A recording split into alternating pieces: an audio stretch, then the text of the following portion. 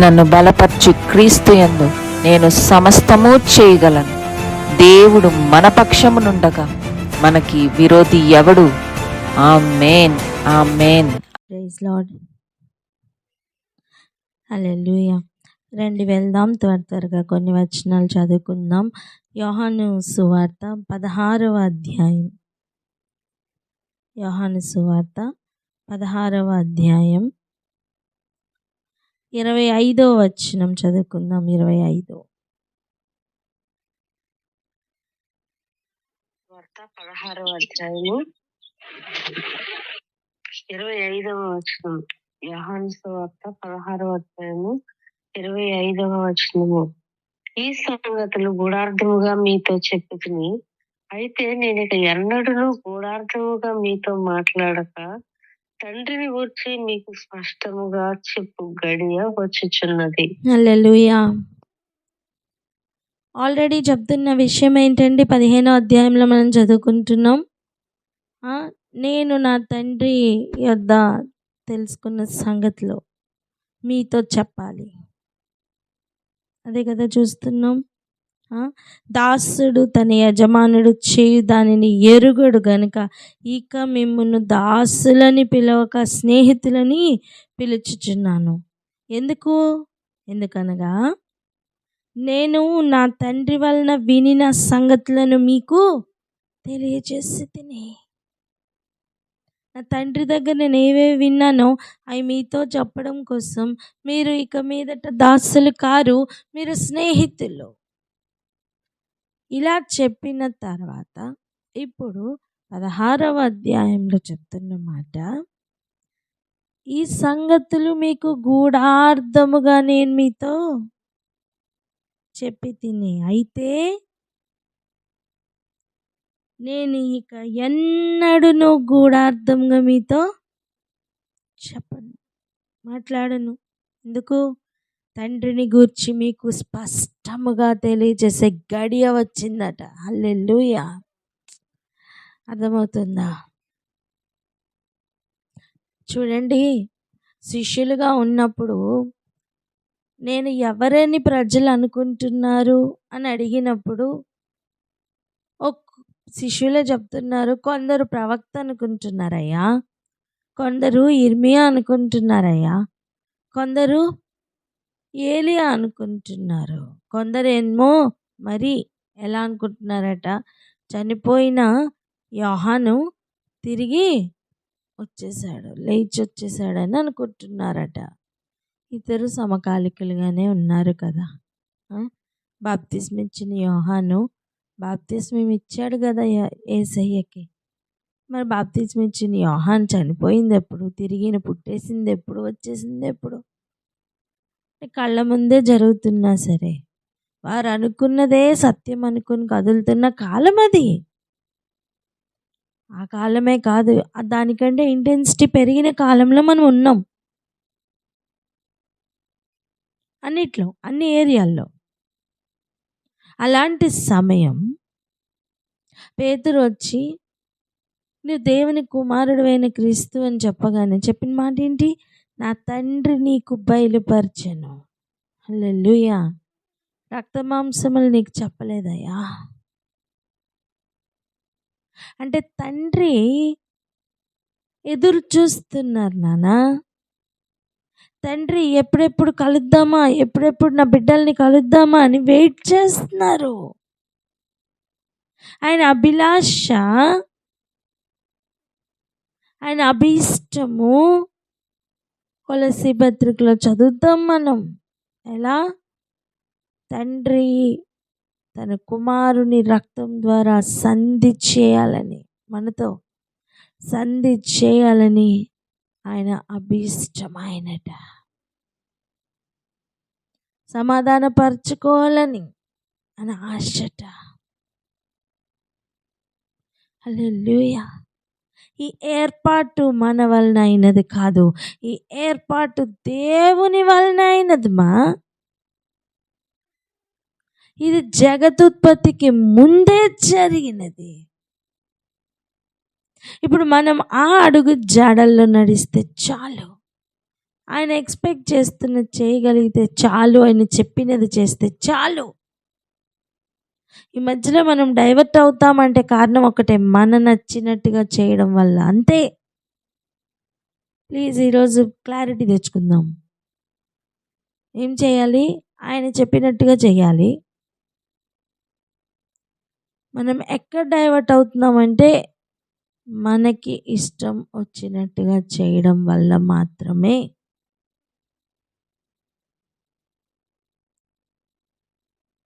ఇంత క్లియర్గా అన్నీ మాట్లాడి కూడా యేసుప్రభు చెప్తున్నమాట, ఇంతవరకు మీతో కూడా అర్థముగా నేను చెప్పి తిని. ఇంతవరకు ఈ సంగతులన్నీ కూడా గూఢార్థముగా అంటే చాలా మర్మయుక్తంగా చెప్పాను, గూఢమైన అర్థములు కలిగిన వాటిగా చెప్పాను. కానీ ఇక అలా కాదు. ఇక ఎన్నడూ కూడా అర్థంగా మాట్లాడక తండ్రిని గురించి మీతో స్పష్టముగా తెలియచెప్తాను. ఎందుకు? ఆ గడియ వచ్చుచున్నది. ఆ కాలమే అలా చెప్పి ఉంటే మన కాలంలో ఇంకెలా ఉంటుంది? అడుగుడి మీకు ఇయ్యబడును అని, తడితే తీయబడును అని, వెతికితే దొరుకును అని చెప్పినది ఈ లోక సంబంధమైన విషయాల గురించి మాత్రం కాదు. ఆయన ఇవ్వాలనుకుంటున్న పరిశుద్ధాత్మను గురించి, అనేక ఈవుల గురించి. ఆమేన్. ఇప్పుడు ఎదురు చూచువారిగా మనం ఉందాం. ఆయన తండ్రి వలన వినిన సంగతులను గురించి చెప్పాలని ఆశపడుతున్నారు. దయచేసి అర్థం చేసుకుందాం. దావీదు అలాగనే గొర్రెల కాపరిగా ఉండి అరణ్యంలో అలా పాటలు పాడుకుంటూ, కీర్తనలు పాడుకుంటూ, యేసు ప్రభు గురించి, తండ్రి గురించి అలా ఆలోచన చేసుకుంటూ, ఇంక వేరే ఆలాపన లేకుండా అలా ఎప్పుడు దేవుని గురించే ఆలోచిస్తూ, పరిస్థితులు ఎలా ఉన్నా సరే ఆయన కీర్తించుకుంటూ, స్తుతించుకుంటూ తిరిగిన దావీదుకి ఎన్ని మర్మములు నోట్లో నుంచి కీర్తనల రూపంలో ఇచ్చేశారండి పరిశుద్ధాత్ముడు. జరిగినవి, జరగబోతున్నవి, జరుగుతున్నవి అన్నిటినీ, వర్తమాన భూత భవిష్యత్ కాలాల్లో ఉండే దేవుడు తన కీర్తనల ద్వారా అనేక పదాలు, అనేక మాటలు ఈ వాతావరణంలోనికి ఆనాడు రిలీజ్ చేశారు. అనేక ప్రవచనాలు రిలీజ్ చేశారు. అనేక ప్రవక్తల యొక్క ఉద్దేశములు రిలీజ్ చేశారు. అంతేకాదు, అనేక జరగబోతున్న కార్యాలు, యుగ యుగాల్లో ఉండు కార్యాలు, యుగ యుగాలకు తర్వాత రాబోతున్న కార్యాలు, అనేక రీతులుగా ఆయన లోకంలోనికి కీర్తనల ద్వారా తీసుకుని వచ్చారు. అటువంటిది నెరవేర్పు కాలంలో ఉన్న మనకు ఇంకెలా ఉంటుంది? ఇంకెంతగా ఉంటుంది? అయితే అప్పుడు చూపించిన ఆ విశ్వాసం, అప్పుడు చూపించిన ఆ ప్రేమ, నిరీక్షణ ఇప్పుడు మనం చూపించగలగాలి. అందుకంటే ఎక్కువ పాళ్ళల్లో.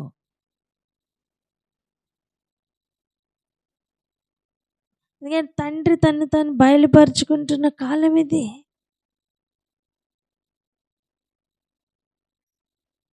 కుమారుని ద్వారా కుమారుడు తను తాను ప్రత్యక్షపరుచుకుంటున్న కాలం ఇది. వారిద్దరినీ కూడా బయలుపరచు పరిశుద్ధాత్మ పనిచేస్తున్న కాలంలో ఉన్నామండి. కనుక ఇక్కడ ఆగి ప్రార్థన చేద్దామా? అయ్యా, నాకు ఆ సంగతులు కావాలయ్యా. వ్యక్తిగతంగా ప్రతి ఒక్కరూ, అయ్యా నీవు నాతో ముచ్చటించాలా, అయ్యా మీరు మాతో మాట్లాడాలి. అని ప్రతి ఒక్కరు అడుగుదామా? ఎవరైనా ఒక్కరు ప్రార్థన అందుకోండి, ప్రతి ఒక్కరు ఏకీభవిద్దాం. కోట్లాది కృతజ్ఞతాస్తులు చెల్లించుకుంటున్నాము తండ్రి. అయ్యా నీ కృపను బట్టి నాయన ప్రభు ఈ ఉదయ కాలం తండ్రి నాయన యేసయ్య మీకు వేలాది కోట్లాది కృతజ్ఞతాస్తులు చెల్లించుకుంటున్నాము తండ్రి. అవును ప్రభు యేసయ్య తండ్రి నాయన అయ్యా గూఢమైన సంగతులు కాదని అయ్యా ప్రభు యేసయ్య తండ్రి తండ్రిని కూర్చిన తండ్రి నాయన ప్రభు అనేకమైన తండ్రి సంగతులు ప్రభు మీకు ఇంకా స్పష్టంగా చెప్పుచున్నాను చెప్పుదురు అని మీరు తండ్రి నాయన ఈ గడియ మాకు చెప్పుచుండగా ప్రభు యేసయ్య మీకు వందనాలు స్తోత్రములు చెల్లించుకుంటున్నామయ్యా. అవును తండ్రి యేసయ్య ప్రభు ఆనాడే దావీదు నోట నుండి ప్రభు యేసయ్య తండ్రి జరిగినవి సృష్టి గురించిన అనేకమైన కార్యములు తండ్రి నాయన జరగబోచున్న వాటి యొక్క ప్రవచనములు తండ్రి నాయన అయ్యా ప్రభ తండ్రి కుమారుడి గుర్చిన తండ్రి నాయన ప్రభ అనేకమైన తండ్రి ప్రభు యేసయ్య గూఢార్థమైన మాటలు తండ్రి దావీదు నోట నుండి ప్రభు ఆయన స్థితిగతి ఎలా ఉన్నను, ఆయన ఏ పరిస్థితిలో ఉన్నను, గొర్రెలు కాచుకుంటూ ఉన్నను, సింహముల యొక్క తండ్రి నాయన నోరులు చీల్చుతూ ఉన్నను ప్రభు యేసయ్య అయ్యా తండ్రి నాయన తన నోటు నుండి కీర్తనల ద్వారా ప్రభు యేసయ్య తండ్రి నాయన ప్రభు యేసయ్య తండ్రి మీ గురించి కానీ ప్రభా తండ్రి గురించి కానీ తండ్రి నాయన ఎన్నో కీర్తనలు ప్రభు యేసయ్య మా కొరకు ఈ దినము కొరకు తండ్రి నాయన ఆనాడు పరిశుద్ధాత్మ ద్వారా రాయించిన తండ్రి మీకు వందనాలు స్తోత్రములు చెల్లించుకుంటున్నాం ప్రభు. ఇదిగో తండ్రి యేసయ్య ఆనాడే మీరు తండ్రి నాయన ప్రభు యేసయ్య తండ్రిని గూర్చిన వాక్యములు తండ్రి గూర్చిన తండ్రి రహస్యములు అన్నీ మీకు స్పష్టంగా తెలియచేస్తారని మీరు ఆనాడు పలికి ఉంటే మరి ఈనాడు ప్రభు యేసయ్య తండ్రి పరలోక సంబంధమైన వాటిని అడుగు వారికల్లా ఇచ్చువాడుగు తండ్రి నాయన నీకు స్తోత్రములయ్యా. తట్టు వారికల్లా తండ్రి పరలోకపు సంగతులు తెలియపరచుటకు తెరుచువాడుగు తండ్రి నాయన ప్రభు యేసయ్య తండ్రి మీకు వందనాలు స్తోత్రములు చెల్లించుకుంటున్నామయ్యా. వెదకు వారికి అందరికీ లేఖముల నుండి నాయన ప్రభు అయ్యా వాక్యముల నుంచి నాయన తండ్రి నాయన ఉపదేశము నుండి ప్రభు వెతుకు వారికి అందరికీ నాయన ప్రభు అయ్యా సమృద్ధిగా ఇచ్చుటకు ఈ దినమే మీ చేతులు చాచి ఉన్నారు ప్రభు అయ్యా తండ్రి మీకు వందనాలు స్తోత్రములు చెల్లించుకుంటున్నాము తండ్రి. పరిశుద్ధుడా మహోన్నతుడా ఈ దినమున మీరు అంత గొప్ప సంగతులు తండ్రి గూర్చిన సంగతులు మాకు చెప్పుచుండగా తండ్రి మేము ఇంకను తండ్రి ప్రభు యేసయ్య ఆ సంగతులు ఎరిగి ఉండాలి ప్రభు అయ్యా ప్రభు పరలోకమైన సంబంధమైన వాటి గురించి నాయన ప్రభు తండ్రి చెప్పుచున్న మాటలు తండ్రి చెయ్యి సంగతులు అయ్యా మేము ఎరుగుటకు తండ్రి నాయన వాటిని గ్రహించుటకు మీ కృపను అనుగ్రహించమని వేడుకుంటున్నాము తండ్రి. అవునయ్యా ప్రభు నాయన తండ్రి నాయన ప్రభు యేసయ్య మా చుట్టూ జరుగుతున్న వాటి గురించి కాదు నా తండ్రి, ఎక్కడో ఉన్న ఏదో ఒక దేశము గురించి తెలుసుకోవడం కాదు నా తండ్రి నాయన ప్రభు యేసయ్య అయ్యా ప్రభు ఇదిగో తండ్రి నాయన మా సొంత దేశము మేము చేరుకోవాల్సిన దేశము గురించి ముందుగానే ప్రభు యేసయ్య పరిశుద్ధాత్మ ద్వారా బయలుపరుస్తున్న అనేకమైన విషయములు మేము తెలుసుకోవాలి తండ్రి నాయన మాకు కావాలి ప్రభు అనుదినము తండ్రి నాయన యేసయ్య అయ్యా మయా అపవాది జ్ఞానములకు మరుగు చేసి మరీ మాకు తండ్రి నాయన యేసయ్య అయ్యా వడివడిగా మీరు అందిస్తుండగా తండ్రి నాయన వాటిని అందుకొని ప్రభు తండ్రి నాయన అయ్యా ప్రభు యేసరాజ మా హృదయములు మా ఆత్మలను నేను పోషించుకొని నింపుకున్నటకు తండ్రి మీ కృపను గ్రహించమని ప్రార్థిస్తున్నాము తండ్రి. అనుదినము తండ్రి నాయన పరలోక ధననిధిని సంపాదించుకున్నటకు తండ్రి నాయన మీ కృపను గ్రహించమని ప్రార్థిస్తున్నామయ్యా. పరలోక సంబంధమైన వాటిని వెతుకుటకు తండ్రి నాయన మా కన్నులు మా హృదయములు మా చెవులు ప్రభు మా ఆత్మ ప్రతి అవయవము తండ్రి నాయన ప్రభు నాయన తండ్రి నాయన ఎంతూజియాస్టిక్ గా తండ్రి నాయన ఎరుగుటకు తండ్రి నాయన వెతుకుటకు నాయన అడుగుటకు మీ కృప చూపించమని ప్రార్థిస్తున్నామయ్యా. ఇదిగో తండ్రి నాయన ఈ లోకంలో ప్రభు ఈ సమయంలో తండ్రి నాయన ఇప్పుడు నాయన ప్రభు యేసయ్య తండ్రి మీరు ఇచ్చుటకు మీరు తండ్రి సిద్ధముగా ఉంటుండగా వాటిని పుచ్చుకుంటకు మా హృదయంలో మా పాత్రలు తండ్రి మీరు సిద్ధపరచమని ప్రార్థిస్తున్నాము తండ్రి. అయ్యా ప్రభు మా చెవులు ఎల్లవేళ తండ్రి నాయన యేసయ్య నీ వాక్యమునకు అప్పచెప్పే కృపను మాకు దయచేయమని ప్రార్థిస్తున్నామయ్యా. మీరు చెప్పుచిన ప్రతి సంగతిని ఎరిగి అయ్యా ప్రభు నేను మహింపరుస్తున్నాయన మా క్రియల ద్వారా మా ప్రవర్తన ద్వారా నిన్ను తండ్రి ప్రభు ఘనపరుస్తూ నీ నామకు మహిమ తెచ్చే నీ బిడ్డలుగా నీ ప్రియ బిడ్డలుగా మమ్మల్ని అందరి తయారు చేయమని యేసు పరిశుద్ధ నామమున ప్రార్థించి వేడుకొని పొంది ఉన్నాం తండ్రి. ఆమేన్. హల్లెలూయా. ఇంతకీ గూఢార్థంగా ఏమి చెప్పారు, ఏమి మాట్లాడారు అంటే ఆయన చేయబోతున్న కార్యాలు ఆయన కాలంలో అంటే ఆ 33.5 సంవత్సరాల్లో ఏం జరుగుతున్నాయి, ఇక ఆయన చేయబోతున్న కార్యం అనగా ఆ శిలువ మరణం, తిరిగి లేవడం, ఇవన్నీ కూడా వారికి గూఢార్థంగా చెప్పారట. ఆ తర్వాత ఎలా ఉంటుంది, కాలం ఎలా ఉంటుందని కూడా చెప్పారు. మరి వారు ఎలా ఉండాలనే విషయం కూడా గూఢార్థంగానే చెప్పారు. వాటిని కొంచెం చూడడానికి ప్రయత్నం చేద్దాం రండి. 20వ వచనం నుండి చూడండి, లేదా 19వ వచనం నుంచి చూడండి.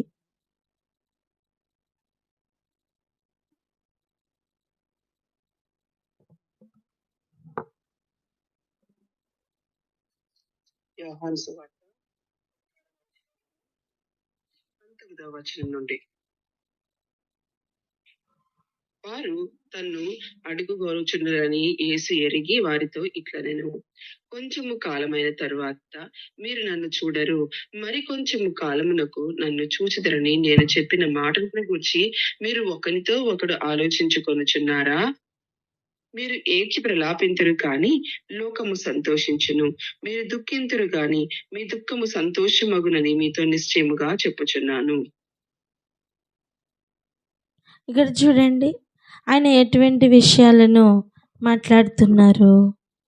మీరు ఏడ్చి ప్రలాపిస్తారు, ఎందుకు? యేసే చనిపోయారని. కానీ లోకం సంతోషిస్తుంది, ఎందుకు? చంపామని, జయించామనుకుంటారు. మీరు దుఃఖిస్తారు, కానీ మీ దుఃఖం సంతోషమవుతుంది. మీ దుఃఖం ఒకరోజు సంతోషమవుతుంది. ఆమేన్. ఇప్పుడు చూడండి, తిరిగి లేచినప్పుడు మరి వారి దుఃఖం సంతోషం అవ్వలేదా? అయింది. నేను అంటాను, ఇప్పుడు ఆయన తిరిగి వస్తున్నప్పుడు ఇంకెంత సంతోషం ఉంటుంది. ఆయన కొరకు కనిపెట్టుకుంటున్నవారు ఆయన తిరిగి వస్తున్నప్పుడు, ఆయన కలుసుకున్నప్పుడు ఇంకెంత సంతోషం ఉంటుంది. ఆయన మాట్లాడుతున్న ఒక్కొక్క మాట అంతా కూడా అర్థంగా ఆ రోజు మాట్లాడారు. ఇప్పుడు మనం ఆ సంగతులన్నీ జరిగిపోయినాయి కనుక, రాసి ఉన్నాయి కనుక, ఇప్పుడు మనం చాలా సింపుల్గా ఇదిలా అని అర్థం చేసుకుంటున్నాం. కానీ మనం ఆ పరిస్థితిలో కనుక ఉంటే ఆ కన్ఫ్యూజన్ మనకు కూడా ఉండేది. ఇప్పుడు ప్రశ్న ఏంటి తెలుసా? ఇప్పుడు ప్రస్తుత కాలంలో ఉన్న సంగతులు మనకి ఏ కన్ఫ్యూజన్లో ఉంచుతున్నాయి? ప్రస్తుత కాలం ఇంకేమేం జరగవలసి ఉన్నాయి? అంత్యక్రీస్తు రాబోతున్నాడు. మరి మనం రెడీయా? ప్రపంచాల మీదకి భయంకరమైన ఉగ్రత, పాత్రలు, బూరలు అన్నీ కూడా జరగబోతున్నాయి. వాటికి రెడీయా? పరిశుద్ధుల ఓర్పు, విశ్వాసము పరీక్షకు గురి అవ్వబోతున్నాయి. వాటికి రెడీయా? రెండవ రాకడ కొరకు సమస్తం సిద్ధమవుతున్నాయి, అయ్యాయి, చివరి గడియల్లో ఉన్నాం. వాటికి మనం రెడీయా? రెడీ అవ్వాలి. ప్రతి ఒక్కరు చెప్దాం, రెడీ అవ్వాలి అని. ఆమేన్. హల్లెలూయా. ఇక చూడండి, చెప్తున్న మాటలు. స్త్రీ ప్రసవించినప్పుడు ఆమె గడియ వచ్చును గనుక ఆమె వేదన పడును. అయితే శిశువు పుట్టగానే లోకమందు నరుడు ఒకడు పుట్టెనని సంతోషం చేత ఆమె ఆ వేదన మరి జ్ఞాపకం చేసుకొనదు. కానీ ఆ వేదన సమయం అయితే ఒకటి ఉంటుంది, ఆ ప్రసవ వేదన మాత్రం ఉంటుంది. ఆయన ఆ వేదన గురించే అక్కడ మెన్షన్ చేస్తున్నారు.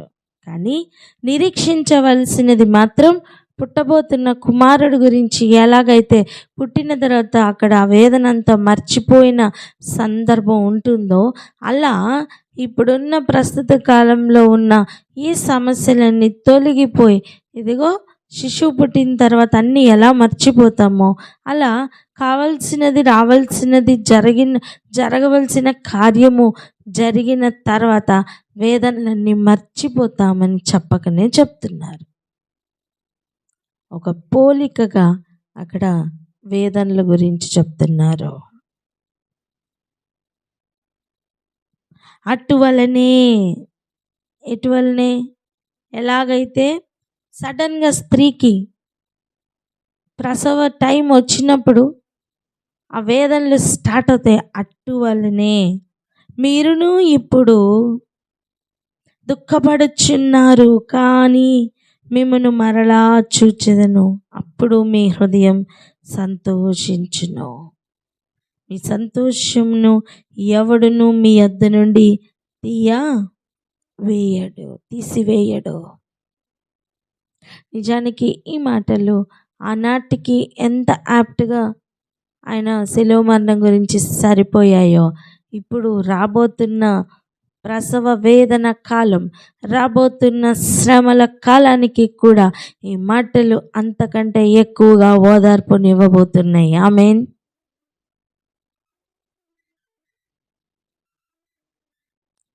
నిజం, లోకం మీదకి రాబోతున్న శ్రమ కాలం మామూలుగా ఉండదు. అది ఇది వరకు ఎన్నడూ వచ్చినది కాదట. లోకం మీదకి రాబోతున్న వేదనలు ఇంతకు ముందు వచ్చినట్టుగా కాదట. పరిశుద్ధులకు రాబోతున్న పరీక్షలు ఇది వరకు వచ్చినవి కావు. అప్పుడు మరి ఆయనను చూస్తాం అనే ఆ నిరీక్షణ సిగ్గుపరచదు, కానీ ఆయనను చూచినప్పుడు సంతోషం పరిపూర్ణమవుతుంది. ఆమేన్. ఇప్పుడు ఆలోచించండి, పెళ్లి కుమార్తె కలిగిన వాడు పెళ్లి కుమారుడు ఆ ఏరియాలో స్నేహితుడుగా బాప్తిస్మం ఇచ్చిన యోహాన్ చెప్తున్న మాట, నా సంతోషం పరిపూర్ణమవుతుంది అని. ఆమేన్. ఇప్పుడు ఆలోచించండి, స్నేహితుల యొక్క సంతోషం ఎప్పుడు పరిపూర్ణమవుతుందో తెలుసా? పెళ్లి కుమారుని యొక్క పక్కన పెళ్లి కుమార్తె చేరినప్పుడు. ఆమె నేను చెప్పరే. ఇప్పుడు మన నిరీక్షణ ఏమై ఉండాలి? ఆ పెళ్లి కుమార్తె ఆయన పక్కకి చేరాలి అనే ఆశతో ఉండి, చేరినప్పుడు సంతోషం పరిపూర్ణమవుతుంది. ఆమేన్.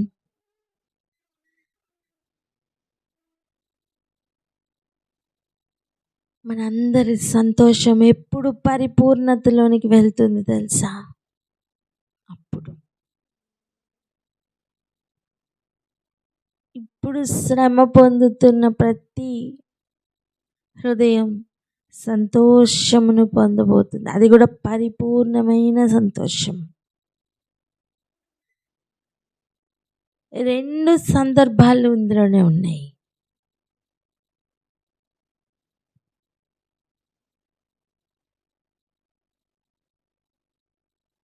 మీ సంతోషం ఇక మీ యొద్ద నుండి ఎవరు తీసివేయనేరడు. ఇంకా చూడండి, ఆ దినమున మీరు దేన్ని గూర్చి నన్ను అడుగరు. మీరు తండ్రిని నా పేరట ఏమి అడిగినను ఆయన మీకు అనుగ్రహించునని మీతో నిశ్చయముగా చెప్పుచున్నాను. ఇప్పుడు అపాయింట్మెంట్ ఇస్తున్నారు కదా,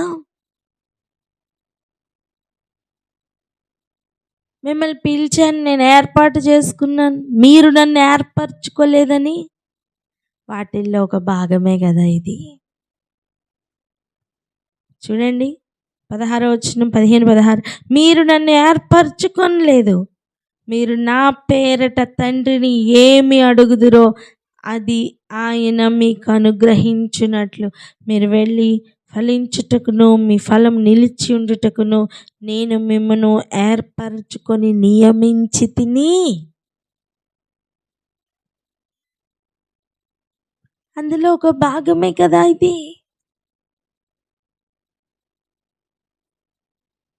నా పేరట మీరు తండ్రిని ఏది అడుగుతారో అది ఆయన మీకు అనుగ్రహిస్తారు.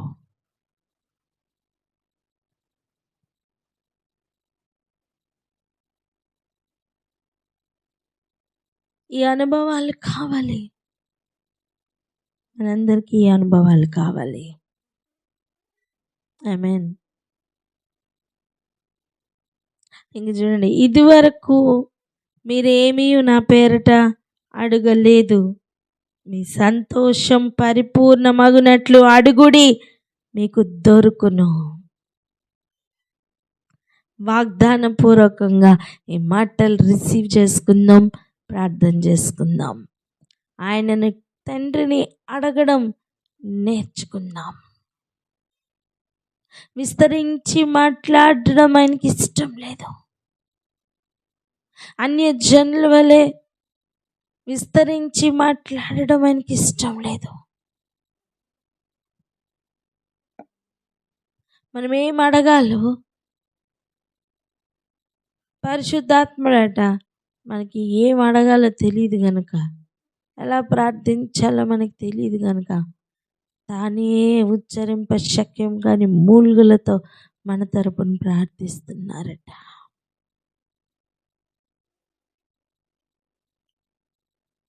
ఇవన్నీ అలైన్ అవ్వాలండి. చూడండి, వీరందరూ ఒక కాన్ఫరెన్స్ కాల్లో ఉన్నారనుకోండి, మనం దానికి కనెక్ట్ అయ్యామనుకోండి, వాళ్ళు ఏమేం మాట్లాడుతున్నారో వారితో కలిసి మాట్లాడడం సాధ్యమవుతుంది. అలా వారి ఉద్దేశంలకు మన ఉద్దేశం కనెక్ట్ అవ్వాలా, ఆ హాట్ లైన్కి మనం కనెక్ట్ అవ్వాలా. ఆమేన్. అప్పుడు ఏం అడగాలో అర్థమవుతుంది, ఏం చేయాలో అర్థమవుతుంది. ఆ డైమెన్షన్లోనికి మనం వెళ్ళడానికి ప్రార్థన చేద్దాం, వేడుకుందాం, ప్రభువుని వేడుకుందాం. ఆశతో ప్రతి ఒక్కరు ప్రార్థన చేద్దాం. ఈ ఉదయకాల సమయం దేవుడు మన పట్ల కలిగి ఉన్న ఆయన చిత్తమును నెరవేర్చున్నట్లుగా మన ప్రాణాత్మ దేహములను ఆయనకి లోపరుచుకుందాం. అక్క